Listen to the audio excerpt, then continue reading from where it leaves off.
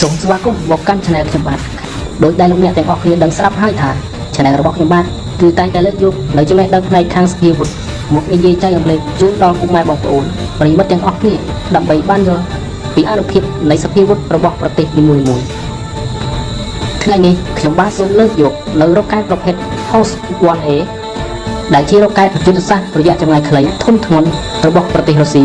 មកនិយាយរៀបរាប់ពីលក្ខណៈពិសេសរបស់វាជូនដល់ពុកម៉ែបងប្អូនទាំងអស់គ្នា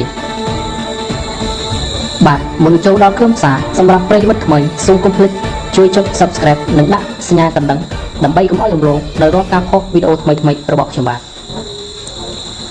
សម្រាប់រ៉ុកកែត Host 1A គឺត្រូវបានគេធ្វើទំនើបកម្មចេញពីរ៉ុកកែត Host 1ដែលជារ៉ុកកែតស៊េរីចាស់របស់រុស្ស៊ីនិងវាត្រូវបានគេដាក់ឲ្យប្រើប្រាស់ក្នុងឆ្នាំ2001និងមានរហស្សនាមថា Sontes Spec ដែលមានប្រទេសជាច្រើនប្រើប្រាស់វាតួយ៉ាងមានដូចជាសេរីអាសេបៃសង់អ៊ីរ៉ាក់និងអារ៉ាប៊ីសាអូឌីជាដើមដោយរ៉ុកកែត Host 1A នេះមានទម្ងន់សរុប 44.3 តោនបណ្ដោយប្រវែង 7.24 ម៉ែត្រទទឹង 3.58 ម៉ែត្រកម្ពស់ 3.7 ម៉ែត្រដែលបំពាក់ទៅដោយកាណុងរ៉ុកកែត 24 កាណុងប្រើប្រាស់គ្រាប់ប្រភេទ 220 មីលីម៉ែត្រដែលគ្រាប់រ៉ុកកែតមានទម្ងន់ចាប់ពី 173 គីឡូក្រាមទៅដល់ 217 គីឡូក្រាមនិងប្រើប្រាស់បាល់គ្រាប់ពីរប្រភេទគឺ Incendiary និង Thermobaris មានទម្ងន់ 45 គីឡូក្រាមសម្រាប់បានបន្តិចទីតាំងយុទ្ធសាស្ត្ររបស់ស្រូវមានទំហំ 4 ហិកតាឲ្យខ្លាយជាផេះបាននិងអាចបាញ់បន្តិចរត់កោះរត់ពីដៃគ្រាប់រ៉ុកកែតនេះអាចបាញ់បានចម្ងាយ 6 គីឡូម៉ែត្រគឺជាចម្ងាយដែលបាញ់ចំគោលដៅបានល្អចំណែកឯរថពាសដែក MP1 ដែលសម្រាប់ទុករ៉ុកកែតនេះគឺមានកម្លាំងម៉ាស៊ីន 840 សេះបំពាក់ទៅដោយកង់ច្រវាក់ដែលមានស្តង់ដារដូចគ្នាទៅនឹងរថក្រោះ T72A និង T90 របស់រុស្ស៊ីដែរដែលវាអាចរត់បានក្នុងល្បឿន 60 គីឡូម៉ែត្រក្នុង1ម៉ោងនិងអាចរត់បានចម្ងាយផ្លូវ 550 គីឡូម៉ែត្រគឺជាចម្ងាយដែលស្ថិតក្នុងរង្វង់ប្រតិបត្តិការរបស់វារ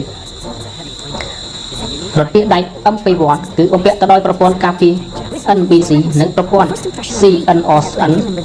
ដែលអាចការពារអាយុជីវិតរបស់យានិកដែលរងការវាយប្រហារពីអាវុធជីវសាស្ត្រនិងសារធាតុនុយក្លេអ៊ែរជាដើមនិងបំពាក់ទៅដោយប្រព័ន្ធស្វែងរកទីតាំងនិងគ្រប់គ្រងការបាញ់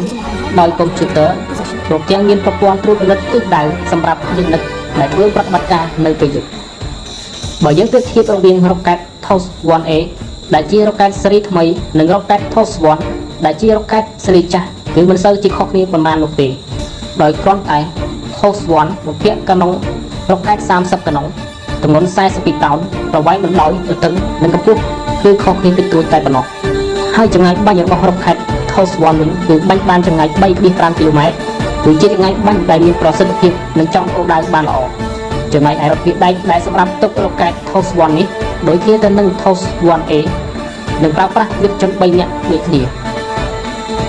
រ៉ុកកែតទាំងពីរប្រភេទនេះត្រូវបានគេប្រើប្រាស់ក្នុងសង្គ្រាមជាច្រើនដូចជាសង្គ្រាមក្រុមដាច់ទឹកដីនិយមនៅអ៊ុយក្រែនសង្គ្រាមនៅសេរីសង្គ្រាមនៅអ៊ីរ៉ាក់និងសង្គ្រាមរវាងអាមេនីនិងអាសេបៃសង់នៅតំបន់ Nagorno-Karabakh ដែលប្រទេសទាំងពីរនេះមានរ៉ុកកែតហ៊ុននេះដូចគ្នាហើយបាញ់ផ្លោងដាក់គ្នាទៅវិញទៅមកបាទខ្ញុំបាទសូមអរគុណសម្រាប់ប្រិយមិត្តទាំងអស់ដែលតែងតែគាំទ្រ Channel របស់ខ្ញុំបាទអត្ថបទមានខ្លឹមសារដោយដែលខ្ញុំបានរៀបរាប់ជូនខាងលើសូមបញ្ចប់តែត្រឹមនេះ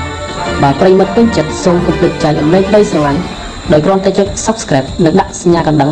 ហើយខ្ញុំបាទរងចាំការ comment ជាមតិយោបល់ក្នុងន័យស្ថាបនាពីអ្នកជាទីស្រឡាញ់ទាំងអស់គ្នា